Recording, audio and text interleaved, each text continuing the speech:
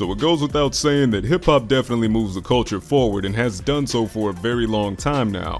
It's given us many iconic and unforgettable moments and will continue to do so as time goes on.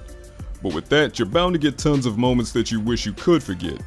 Moments that will live on in infamy for one reason or another. In this video, we're going to take a look at 5 of those instances that made us cringe or left us with secondhand embarrassment. I'm sure I could do several parts to this video, but whatever, let's get right into it.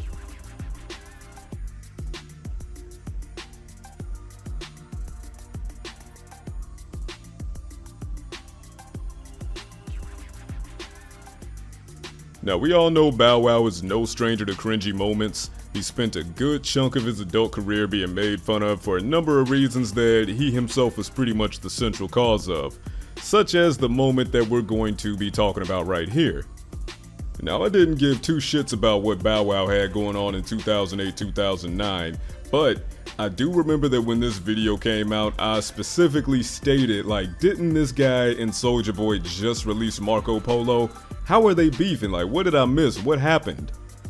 So I'm not going to go into too much detail here because, I mean, at this point, I don't know if anybody really cares. But at this time, Soulja Boy was definitely being picked on by everybody who was a senior in hip-hop, basically accusing the kid of murdering the genre in entirety, which, you know, whatever. But anyway, so in an interview, Soulja Boy mentioned that he thinks Nas probably killed hip-hop, and I'm paraphrasing here, but that was basically the gist of what he said. So Bow Wow would respond to that in a verse by saying he'd never disrespect Nas like Soulja Boy did. Soulja Boy would respond and, you know, they'd go back and forth on some internet things, talk about who owns what car, blah blah blah. Then Soulja Boy responded in the most Soulja Boy way possible by releasing a diss track simply called Fuck Bow Wow. And then this happened. But see, dog, this is the difference between you and I. You can't end my career, my nigga. You can't. I work hard. I work over hard. I've been working since you was even thought of. You know what I'm saying? Straight up. Alright. First of all, who the hell are these static ass background characters? I remember around this time period, people would always make videos talking tough, talking reckless, and they would just have a couple of losers behind them posted up, you know, trying to look all hard like just a couple of NPCs, barely interacting, look like they don't know what the hell's going on. And these dudes, they probably thought they was coming through to hop on a track to get a record deal. I don't know, but you can definitely tell they wanted no involvement with whatever Bow Wow was talking about.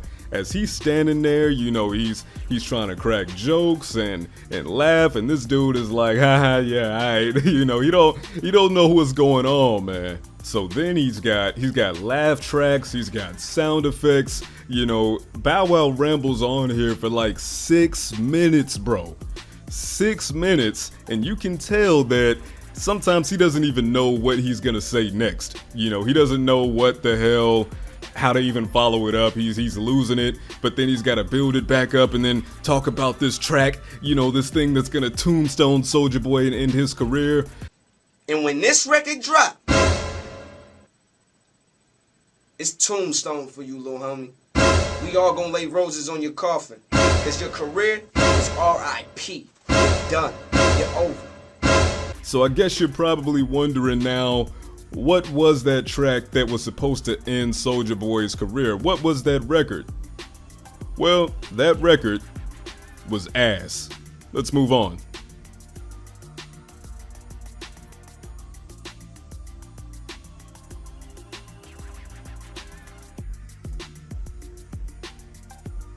I admittedly don't know too much about Iggy Azalea. I just remember that So Fancy song, and I'm a Lakers fan, so I was there when she dated Nick Young, and then D'Angelo Russell did the whole thing where he recorded him talking about cheating on her, and you know, that's still why I don't trust these young cats. Even if cheating is wrong, like, why would you sneak and record the guy and then post it?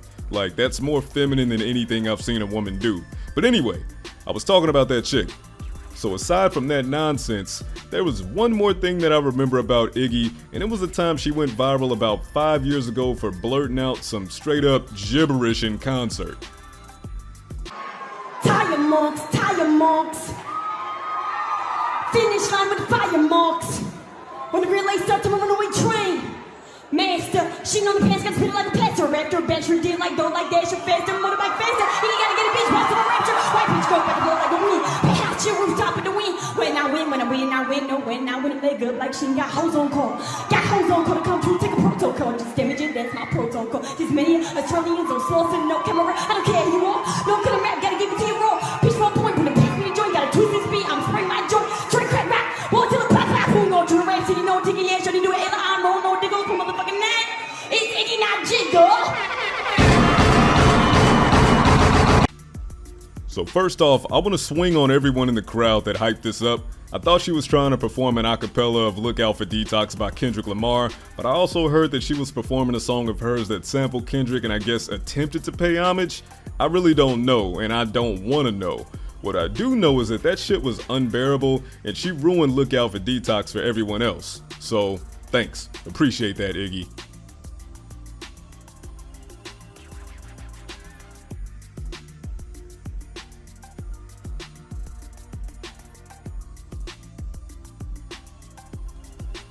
Listen, everyone can't be lyrical, everyone can't freestyle off the top, and that is absolutely no problem.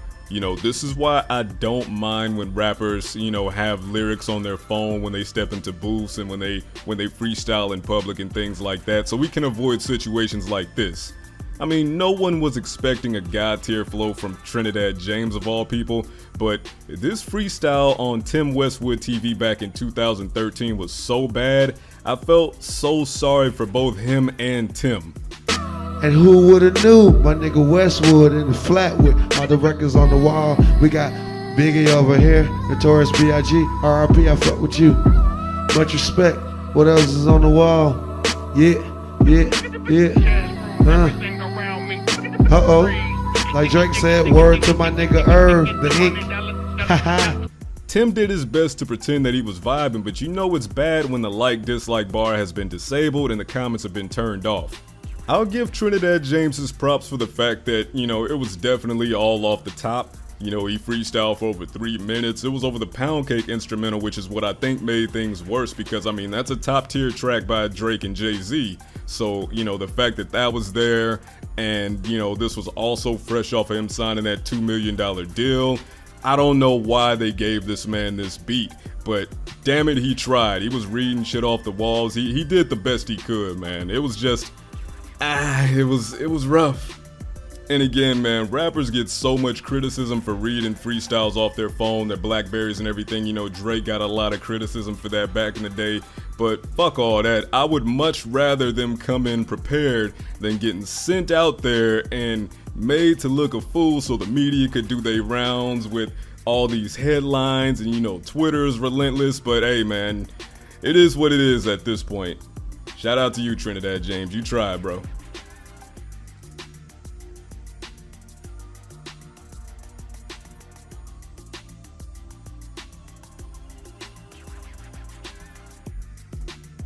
So I know this next moment is one that you all remember.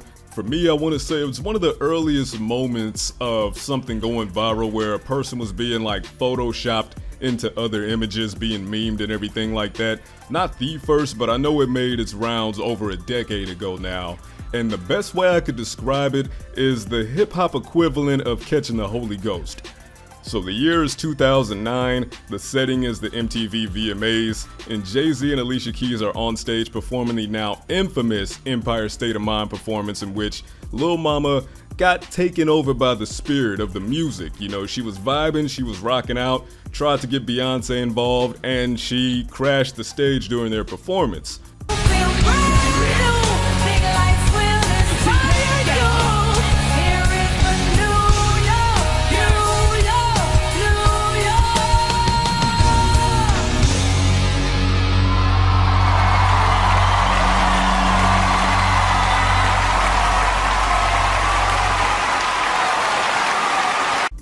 Nothing malicious, she was just vibing, she was feeling things, you know, maybe a little bit too much.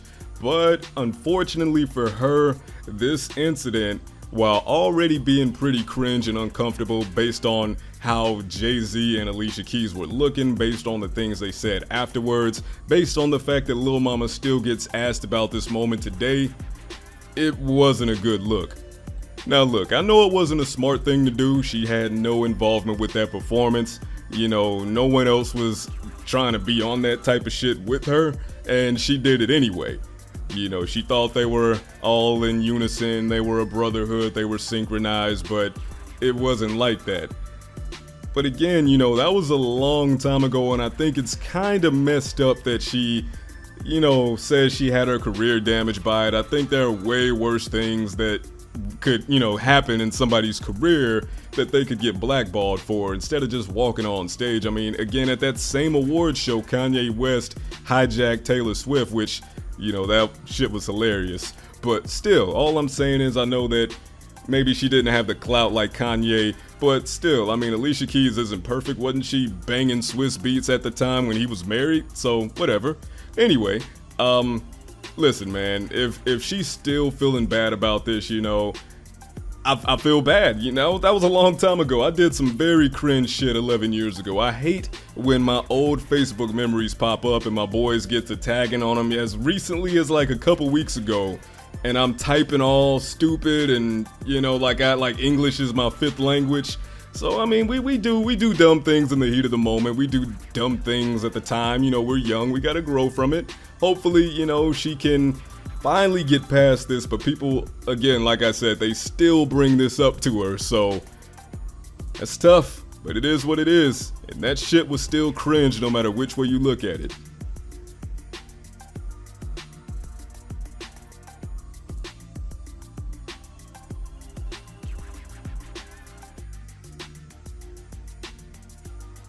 So to wrap this up, let's talk about Ja Rule. You know people love to see Ja taking L's and they love to pretend that he never put out quality music, but I remember life before 50 Cent. Unfortunately for Ja, it's almost been 20 years later and no matter what he does, he just can't seem to catch a break with people. But he takes it all in stride. So in early 2019, he performed during the halftime of a Bucks game. This moment isn't cringe because he did a bad job. The performance was great. The internet would have you believe otherwise, but this was a damn good performance. It was cringe because the DJ was ass, and the crowd, you know, Bucks fans, I don't know what's wrong with y'all, but the crowd was so lame, and it's just nothing worse than seeing somebody full of energy and the crowd's just not responding to him. I don't know if they were on the shitter, you know, if they were in line getting hot dogs or something, but I blame them. I blame everybody but Ja for this moment right here. Sanchez, we ready? 1 second. I'm loading up. Give me time to load up. Are we ready?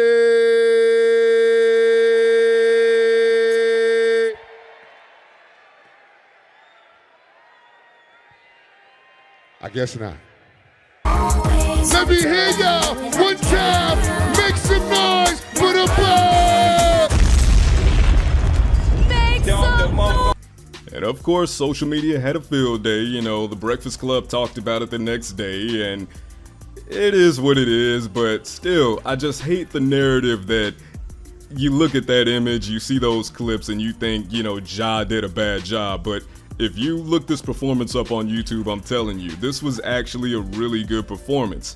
Bucks fans are just something else, and the DJ, you know, I saw a joke saying it was a 90s DJ, so he didn't have equipment that could play the music on time and all that. So I don't know what went on, but Bucks fans, y'all need more energy. Maybe that's why Giannis can't make it to the next level. Y'all are giving off that bad energy, low frequency, bad vibes, all that shit.